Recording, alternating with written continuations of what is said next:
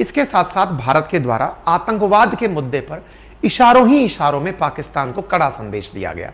ये इशारों की जरूरत क्या थी? क्योंकि यहां पर सब लोग साथ थे, कोई भी देश अपने मुद्दे लाकर ना बैठ जाए, इसलिए आपको जो भी बातें कहनी थी वो इनडायरेक्टली कहनी थी। भारत ने भी सही से इसका प्रेजेंटेशन लिया। भारत ने कहा कि आतंकवाद क्षेत्रीय और वैश्विक शांति के लिए प्रमुख खतरा बना हुआ है।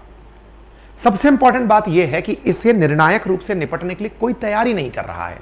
विशेष रूप से कुछ लोग तो इसे प्रायोजित तरीके से चला रहे हैं, कुछ तो आतंकवादियों को पनाह देते हैं। एससीओ को ऐसे देशों की किसी भी प्रकार से आलोचना करने पर संदेह नहीं करना चाहिए। भारत ने ऐसा क्यों कहा? भारत ने क्यों कहा कि आतंकवाद चाहे किसी भी रूप में हो, किसी भी अभिव्यक्ति में हो, हमें इसके विरुद्ध लड़ना चाहिए?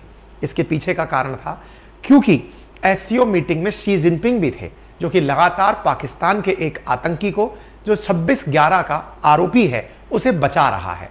इसलिए भारत ने एक तीर से दो निशाने करते हुए न केवल शहबाज शरीफ को टारगेट किया, बल्कि चीन को भी टारगेट किया। इसी के साथ साथ प्रधानमंत्री के द्वारा जो अन्य बातें कही गई, उनमें से सबसे इंपॉर्टेंट थी अन्य देशों को टारगेट करना, कि आतंकवाद को क्रिटिसाइज करने से देश ना चूकें। एससीओ को ऐसे देशों की आलोचना में कोई संकोच नहीं करना चाहिए। साथ ही आतंकवाद चाहे किसी भी रूप में हो, किसी भी अभिव्यक्ति में हो, इसके विरुद्ध मिलकर लड़ाई लड़नी चाहिए। इसकी बात को इतना ज्यादा फोकस क्यों किया जा रहा है? इसलिए किया जा रहा है क्योंकि हाल ही में 21 जून 2023 की आप खबर देख रहे हैं, लश्कर तोयबा का एक आतंकी है जिसका नाम है साजिद मीर। साजिद मीर को यूनाइटेड नेशंस में ब्लैकलिस्ट होने से चाइना ने बचा लिया। भारत और अमेरिका द्वारा एक प्रस्ताव आया था जिसमें इस आतंकी को ब्लैकलिस्ट किया जा रहा था। चीन ने वीटो कर दिया। क्या पहली बार वीटो किया था? नहीं साहब, लास्ट ईयर भी आया गया था यह प्रस्ताव, लेकिन तब भी चीन ने बचा लिया था इस पाकिस्तानी आतंकी को। तो भारत ने सबके सामने खरी खरी सुनाई। इतना सुनने के बाद क्या शहबाज शरीफ चुप रहने वाले थे? नहीं साहब, उन्हें भी बोलना था, लेकिन डायरेक्ट नहीं बोल सकते थे। तो उन्होंने इनडायरेक्टली क्या कहा? उन्होंने कहा कि घरेलू राजनीतिक एजेंडों का अनुसरण करते हुए धार्मिक अल्पसंख्यकों को गलत बताते हुए उन्हें धमकाना नहीं चाहिए। यह किस विषय पर बोल रहे थे?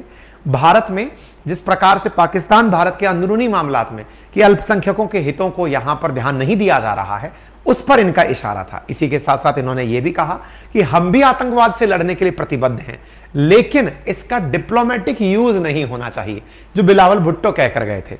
आतंकवाद के सभी रूप और तरीकों में इसमें राज्य प्रायोजित आतंकवाद भी शामिल है, उसकी निंदा होनी चाहिए। राज्य प्रायोजित ये किसे कहते हैं? समटाइम्स आप सुनते होंगे कि बलोचिस्तान के अंदर जो बलोच रिबेलियन है, या फिर जो पाकिस्तान के अंदर तहरीक तालिबान नाम का आतंकी संगठन है, पाकिस्तान कहता है कि भारत उन्हें फंडिंग देता है पाकिस्तान में आतंक फैलाने के लिए, यानी पाकिस्तान के ही आतंकियों को हम उन्हीं के लिए इस्तेमाल कर रहे हैं, क्योंकि इनके पास में तो पैसा बचा नहीं। तो इनके यहां पर जो नौकरी करने वाले आतंकी थे, जो भारत आके बम फोड़ते थे, पाकिस्तान का कहना है अब तनख्वाह उन्हें भारत से मिलती है, अब वो पाकिस्तान में बम फोड़ते हैं। इसे वो राज्य प्रायोजित आतंकवाद कहता है, इससे उसे बुरा लगता है।